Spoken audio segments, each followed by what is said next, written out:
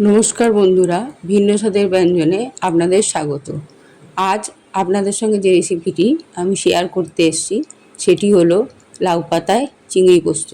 রেসিপিটি তৈরি করতে কী কী লাগছে আগে আপনাদের দেখিয়ে দিই। আমি প্রথমেই কয়েকটা লাউ পাতা নিয়ে নিয়েছি, সেটি ভালো করে ধুয়ে জল ঝরিয়ে রেখেছি। আর আমি নিয়ে নিয়েছি 300 গ্রাম মতো চিংড়ি মাছ। এটা ভালো করে খোলা ছাড়িয়ে মাথা ছাড়িয়ে ধুয়ে পরিষ্কার করে রেখেছি। তারপর পাতিলেবু, নুন আর হলুদ মাখিয়ে রেখে দিয়েছি। খানিকক্ষণ পরে আমি চিংড়ি মাছটাকে ভালো করে চিপে নিয়েছি যাতে জলটা বেরিয়ে যায়। আর নিয়েছি 50 গ্রাম পোস্ত, কাজু, কাঁচা লঙ্কা, চিনি বাটা, আর তার সঙ্গে নিয়েছি একটু হলুদ গুঁড়ো। আর নিয়েছি আমি নুন স্বাদ মতো, আর নিয়েছি সর্ষের তেল এবং কয়েকটা কাঁচা লঙ্কা। প্রথমেই আমি চিংড়ি মাছটাকে এই যে পোস্ত বাটা এর মধ্যে সম্পূর্ণ দিয়ে দেবো। দেখুন একটুও বাটিতে জল নেই।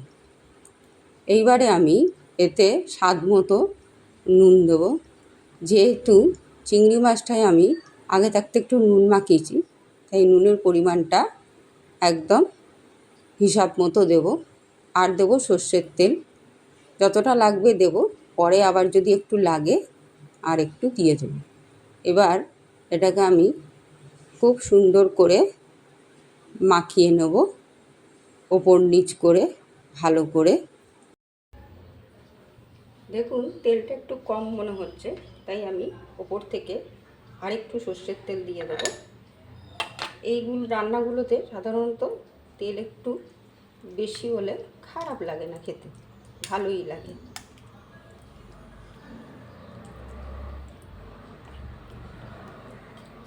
এবারে চলুন কিভাবে আমি রান্নাটা শুরু করব দেখিয়ে দিই।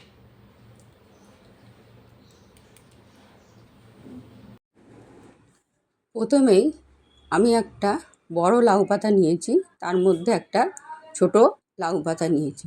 লাউ পাতার প্লেন দিকটা নিচে রাখবো। এইবার এর মধ্যে আমি যে মাখা নিয়েছি সে মাখাটা খানিকটা দিয়ে নেব, ওই ছোট পাতাটার উপরে দেব। দিয়ে খুব ভালো করে আমি এটাকে মুড়ব। দেখুন কিভাবে মুড়ছি, খুব সাবধানে এটাকে মুড়তে হবে যাতে রান্নাটা করার সময় আমাদের পুরটা বেরিয়ে না যায়। যদি আপনাদের অসুবিধা হয় মুড়তে, তাহলে লাস্টে সুতো বেঁধে দিতে পারেন। দেখুন কিভাবে মুড়েছি।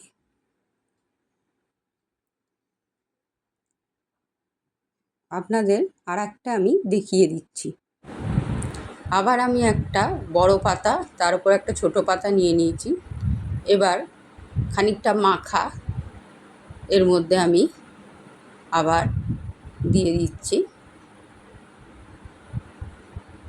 দেওয়ার পর এতে আমি একটা কাঁচা লঙ্কা দিয়ে দেবো।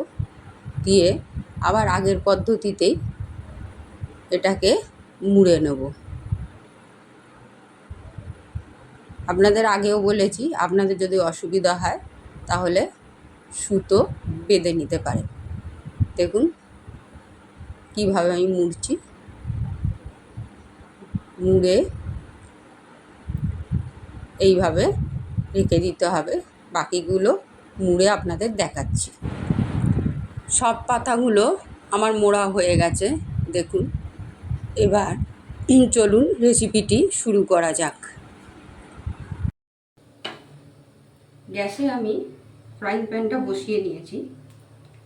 যে সর্ষের তেলটা বেঁচে গেছিলো সেই সর্ষের তেলটা আমি ফ্রাইং প্যানে দিয়ে দেবো।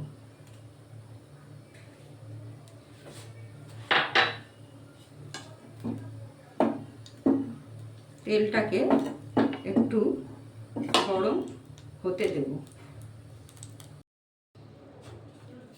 তেলটা আমার গরম হয়ে গেছে। এইবার এই যে মুড়ে রেখেছিলাম পাতাগুলো আস্তে আস্তে তেলের মধ্যে ছেড়ে দেবো। খুব চঞ্চলপনে ছাড়তে হবে যাতে ফুলগুলো আমার বেরিয়ে না যায়। আমি দুটো দুটো করেই ভাজবো, কেননা বেশি দিলে পরে অনেক সময় ফুলগুলো বেরিয়ে যেতে পারে। আঁচটা সিম করে দিয়ে আমি এটাকে ঢাকা দিয়ে ভেজে নেব। ঢাকাটা খুলে নেব, খুলে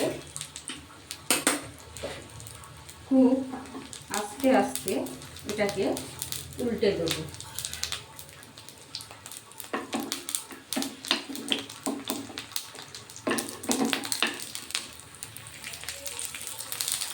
দেখুন এই দিকটা মোটামুটি ভাজা হয়েছে। এইভাবে উল্টে পাল্টে আমি এটাকে ভেজে নেব। আবার ঢাকাটা দিয়ে দেব।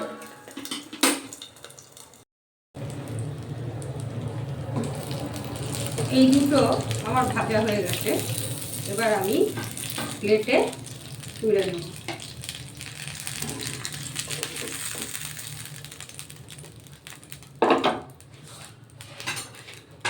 পরের যে দুটো ছিল সেই দুটোকেও আমি একইভাবে তেলে দিয়ে দেবো, দিয়ে ভালো করে চাপা দিয়ে উল্টে পাল্টে ভেজে নেব।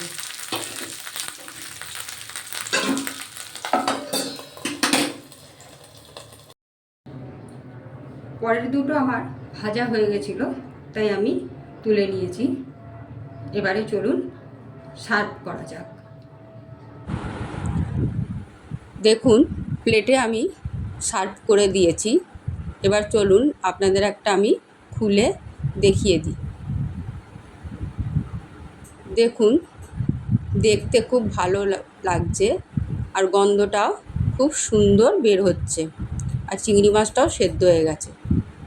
রান্নাটা আপনারা অবশ্যই বাড়িতে ট্রাই করবেন। আর রেসিপিটি যদি আপনাদের ভালো লেগে থাকে তাহলে অবশ্যই লাইক এবং শেয়ার করবেন এবং আমার চ্যানেলটিকে আপনারা সাবস্ক্রাইব করবেন। ধন্যবাদ।